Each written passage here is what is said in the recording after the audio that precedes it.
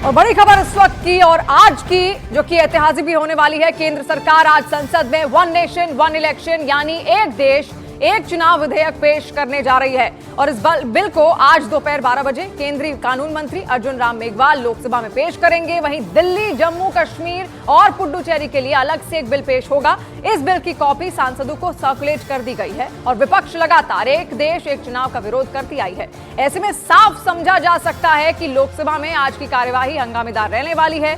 संसद की कार्यवाही से पहले बीजेपी ने अपने सांसदों के लिए 3 लाइन का एक व्हिप भी जारी किया है। बीजेपी के साथ साथ टीडीपी और शिवसेना ने भी अपने अपने सांसदों के लिए व्हिप जारी कर दिया है। और आपको यह भी बता दें कि सरकार इस बिल को पेश करने के बाद ज्वाइंट पार्लियामेंट्री कमेटी यानी जेपीसी को भी भेजना चाहती है और जेपीसी ने क्लियरेंस दे दी और संसद के दोनों सदनों से ये बिल पास हो गया तो इसे राष्ट्रपति द्रौपदी मुर्मू की मंजूरी के लिए भेजा जाएगा, उनके दस्तखत के लिए भेजा जाएगा और राष्ट्रपति के साइन करते ही ये बिल कानून बन जाएगा। और अगर ऐसा हो गया तो देश भर में 2029 तक एक साथ एक चुनाव हो सकते हैं, यानी कि इसमें लोकसभा चुनाव, विधानसभा चुनाव और निकाय चुनाव शामिल हैं। और अभी समझ लीजिए कि आखिर एक देश एक चुनाव क्या है, यह आपको बारीकी से हम समझाते हैं।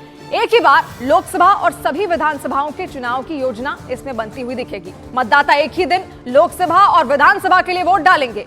1992, 1997, 1962, 1967 में लोकसभा और विधानसभा के चुनाव एक साथ ही हुए थे।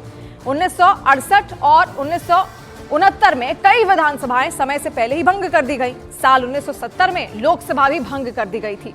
फिर 1970 के बाद एक देश एक चुनाव की परंपरा टूट ही गई और उसी परंपरा को लौटाने का प्रयास यहां पर किया जा रहा है। जब विधेयक पास किया जाएगा वो पल, वो क्षण बेहद ऐतिहासिक होने वाला है। और अब इसको लेकर कांग्रेस और बीजेपी एक दूसरे के आमने सामने हैं, अपने अपने दावे कर रहे हैं। क्या क्या दावे हैं वो भी आप सुनिए।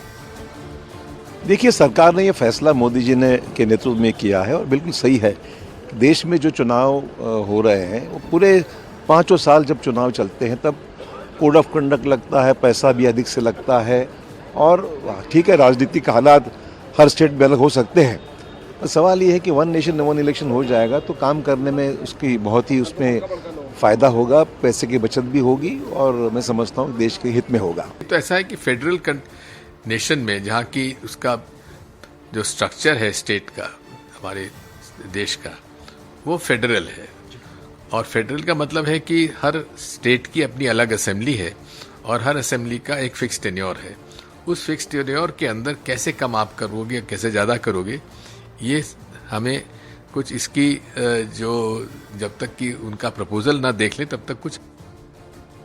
और बिल को लेकर टीएमसी नेता अभिषेक बनर्जी और बीजेपी नेता रेखा शर्मा ने क्या कुछ कहा वो भी आप सुनिए। इस साल 2024 का जनरल इलेक्शन में बंगाल में जब चुनाव हुआ तो बंगाल जैसे राज्य में, प्रदेश में 7 दफा में चुनाव किया गया। 2021 में जब विधानसभा के चुनाव हुए तब 2021 में बंगाल को 8 दफों में चुनाव कराया गया।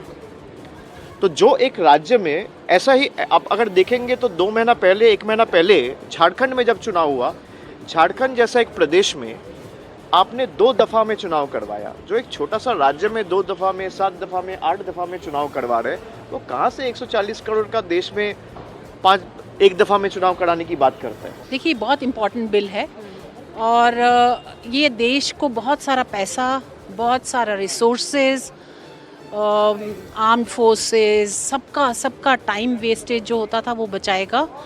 हम लोग कहते हैं कि डेवलपमेंट में तेज़ी लाया जाए और वो पैसा जो बचेगा वो सारा डेवलपमेंट में लगेगा, इंफ्रास्ट्रक्चर डेवलपमेंट में लगेगा। तो आई एम लुकिंग फॉरवर्ड और I welcome this bill because this is most important. और मुझे लगता है इतने साल हमने क्यों वेट की, ये पहले ही हो जाना चाहिए था।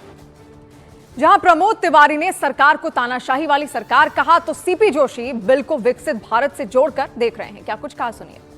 महत्वपूर्ण विधेयक जो परिवर्तन के लिए लाना चाहते हैं, इस सरकार अपनी तानाशाही से बाज नहीं आ रही। उसे पहले सर्वदलीय बैठक बुला के इस पर चर्चा करनी चाहिए थी।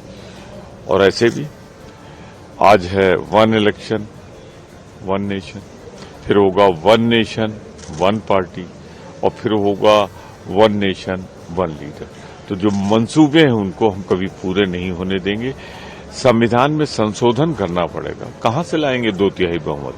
तो ये तो एक सिगुफेबाजी है, ये लाके किसी के हवाले कर देंगे, चर्चा चलती रहे। देश के लिए मैं सोचता हूँ विकसित भारत की एक तस्वीर जो इस पूरा देश देख रहा है, उसमें वन नेशन वन इलेक्शन भी एक महत्वपूर्ण भूमिका अदा करेगा।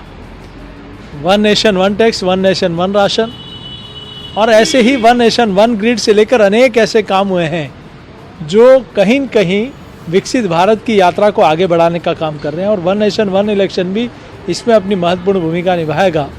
कि हम लोग देखते हैं 5 वर्ष तक लगातार किसी न किसी राज्य के चुनाव चलते रहते हैं, तो कहीं न कहीं आचार संहिता लगने के कारण विकास बाधित होता है, कामों की जो गति होती है वो बाधित होती है, सरकारी संसाधन लगता है, पैसा खर्च होता है।